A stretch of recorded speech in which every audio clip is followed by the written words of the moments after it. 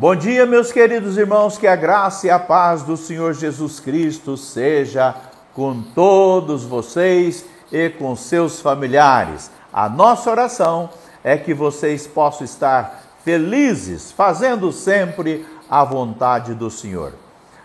Para o nosso Juntos Cada Manhã de hoje, nós queremos nos basear no livro de Atos, capítulo 1, os versos de 13 a 15, que diz que estavam 120 pessoas reunidas no cenáculo e eles estavam o tempo todo em oração. Estavam ali os discípulos, as mulheres, certamente suas esposas, e outras mulheres que acompanhavam o Senhor Jesus no seu ministério, e também Maria, mãe de Jesus, juntamente com os irmãos do Senhor Jesus.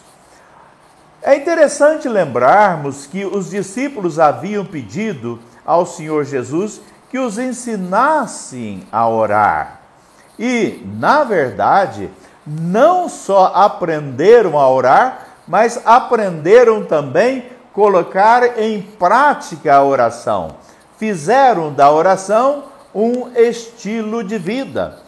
No verso 14, mostra que os 120, eles perseveravam unanimemente em oração, de comum acordo. Quer dizer, eles estavam convictos de que deveriam estar unidos em torno da oração e assim o fizeram.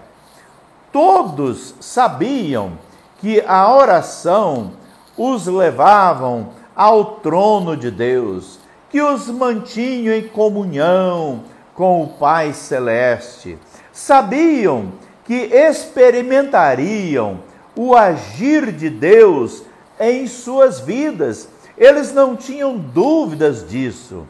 Sabiam que receberiam também o poder de Deus para testemunhar a respeito de Cristo, porque havia uma promessa. Então, eles estão lembrando aqui de Atos 1:8, né? Que Jesus diz que eles receberiam este poder quando o Espírito Santo viesse sobre eles.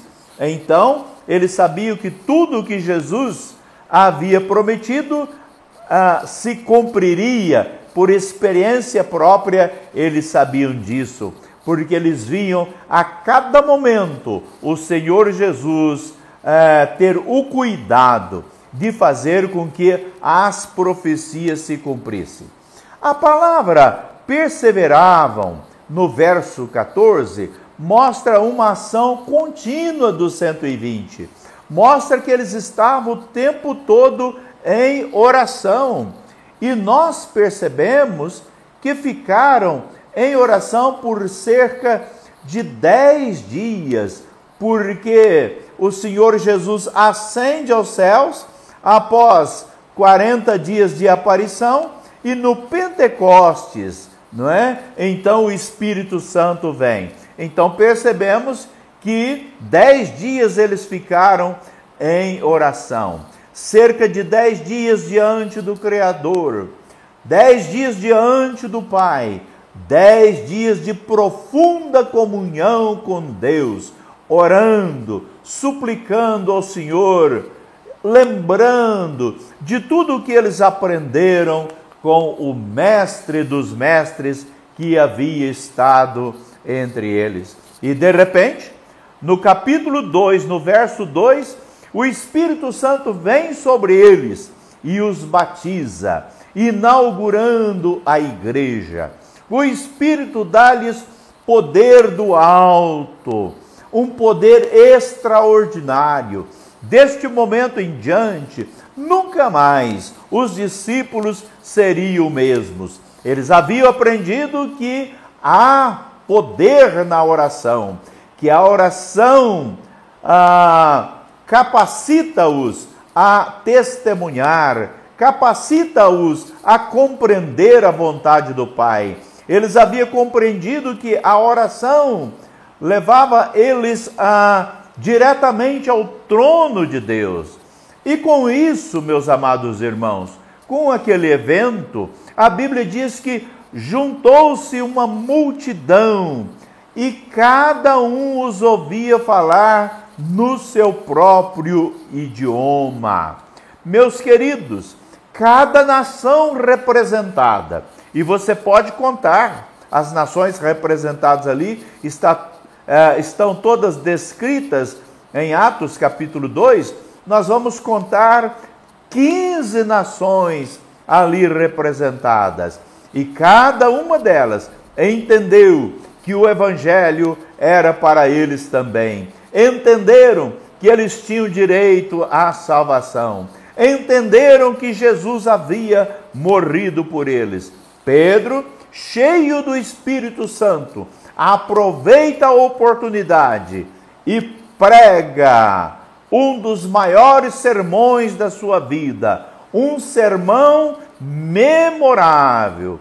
E 3.000 pessoas receberam a palavra. E após receberem a palavra, foram batizadas. Então, meus queridos e amados irmãos, a igreja agora está com mais de 3.000 discípulos. Começou com os 120 em oração. Agora, após este evento e após a pregação do apóstolo Pedro, 3.000 pessoas se batizam, cerca de. Então, certamente, a igreja agora passa de 3.000 discípulos. Por quê? Porque eles perseveravam na doutrina dos apóstolos. Então, nós percebemos que foram conversões genuínas. Mas, gostaria de lembrar uma coisa: tudo começou com muita oração. Tudo começou com cerca de 10 dias de oração. 120 pessoas orando o tempo todo. 120 pessoas que estavam convictas de que a oração era a coisa mais importante na vida deles deste momento em diante. Meus queridos, a igreja então nunca mais foi a mesma. Os discípulos nunca mais foram os mesmos, porque foram revestidos de poder. Porque a oração movimenta o céu e coisas extraordinárias acontecem na terra. É assim que nós aprendemos, é assim que deve ser a nossa vida, uma vida de oração.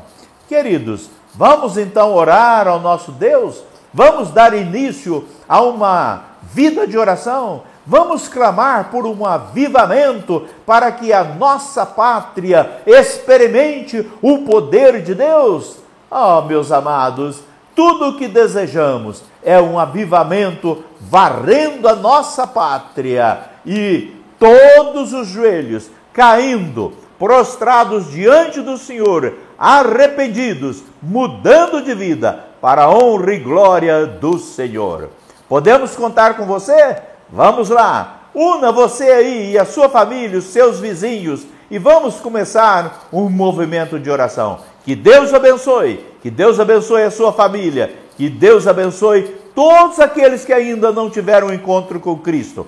Coloque o nome deles num caderno, num papel, e comece a clamar por eles, e certamente os céus há de se manifestar, e estas pessoas cairão prostradas diante do Senhor, declarando que só Jesus Cristo salva. Que Deus abençoe, em o nome de Jesus. Amém.